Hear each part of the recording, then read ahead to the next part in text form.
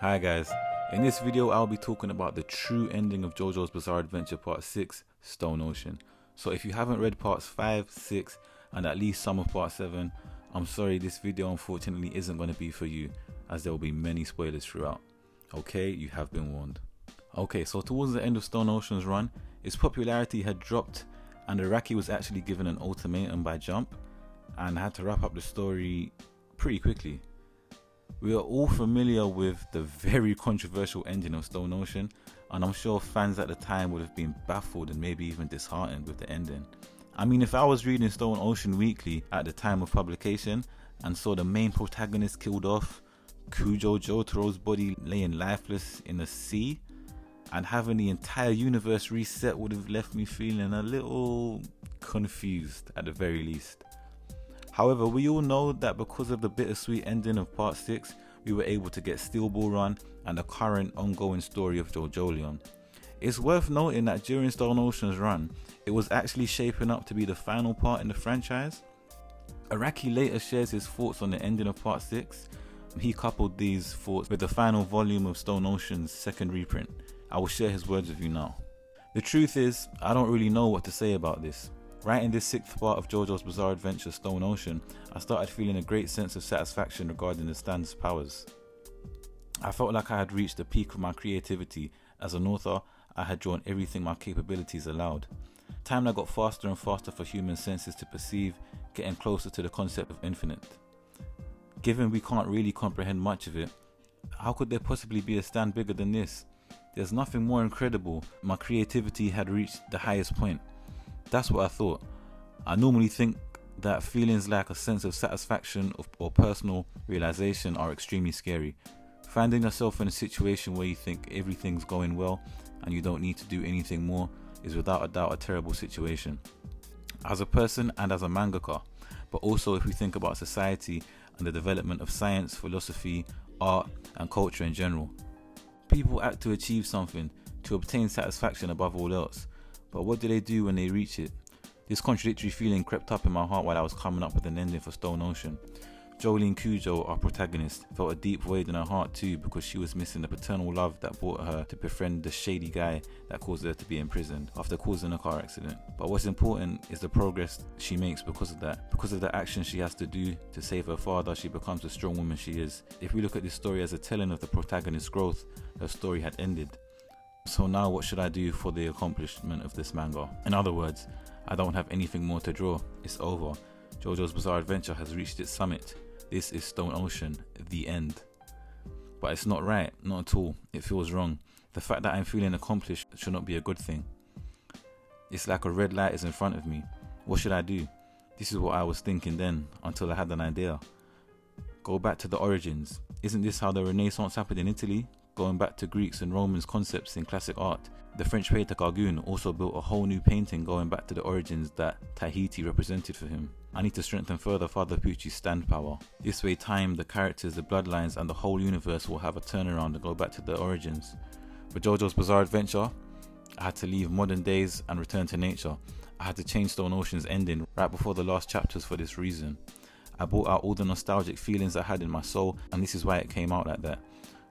Jolene Kujo's memories might be different in the reset of the universe, but her love and her feelings are still there. They became something eternal, and I'm sure she'll keep growing wiser and stronger. I want the protagonist for the 7th part to be fighting against nature in a way that teaches him how to be mature. These were my thoughts upon writing the 6th part. Maybe these things shouldn't be said or written, but this is the author's afterword, right? It came out like this. Hirohiko Araki. Oh wow, now you've heard it from the horse's mouth. I wonder how you feel about Stone Ocean's ending now. I was shocked to find this out and felt very satisfied upon reading it. In fact, it inspired me to make this video. I'm happy with the decision Araki made as parts 7 and 8 are amazing. Araki has reached amazing feats, solidifying himself as an icon in the industry and has managed to stay current for a whopping 32 years and counting. However, the question still remains, what was the original ending for Stone Ocean?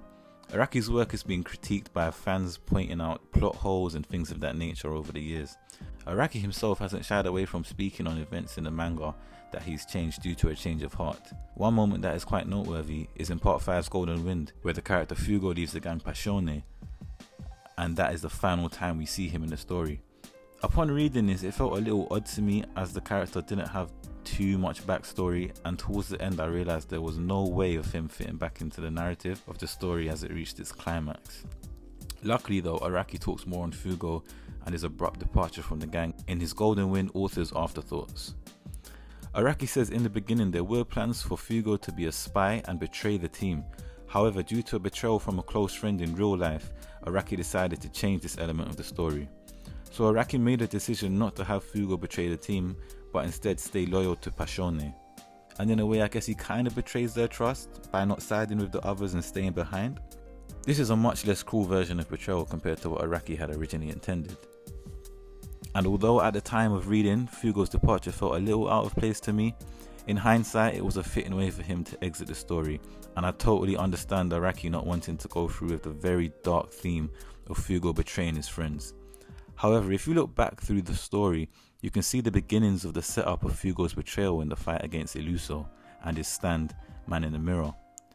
In this fight we see Giorno gain immunity to Purple Haze's poison, thus sealing the fate of Fugo.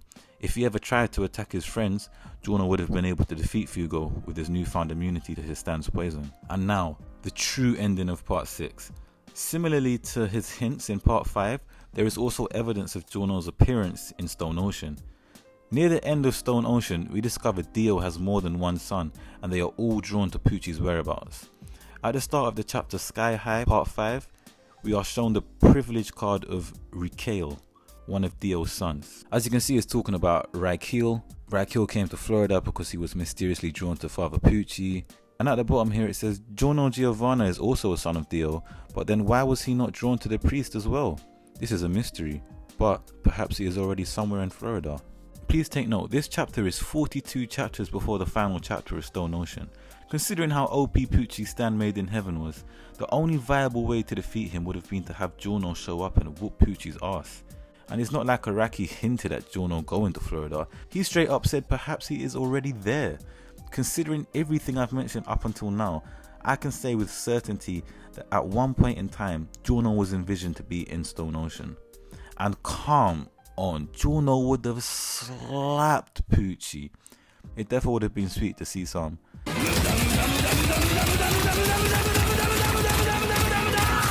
And even though I would have loved to see that in stoneocean, I am happy with the ending as it allowed for Araki to continue his work. Bearing in mind everything I've just spoke about, I have the utmost respect for Hirohiko Araki. His ability to adapt and evolve has allowed his work to stay relevant for over 30 years and has found great success in doing so. Even though getting to see Giorno beat the crap out of Pucci and save the day would have been cool, I'm so happy that Araki was passionate and brave enough to end part 6 the way he did and thus continue his work. Just think for a moment if Araki had actually thrown the towel in with part 6 and retired after that.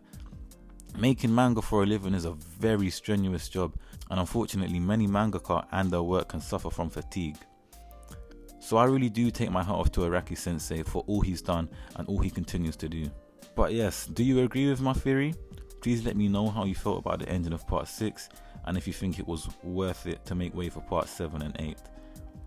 A big thank you to the people who made similar videos to this. I will credit you all in the description of this video. And for the people watching this video, I highly recommend you check their vids out as they inspired me to make this.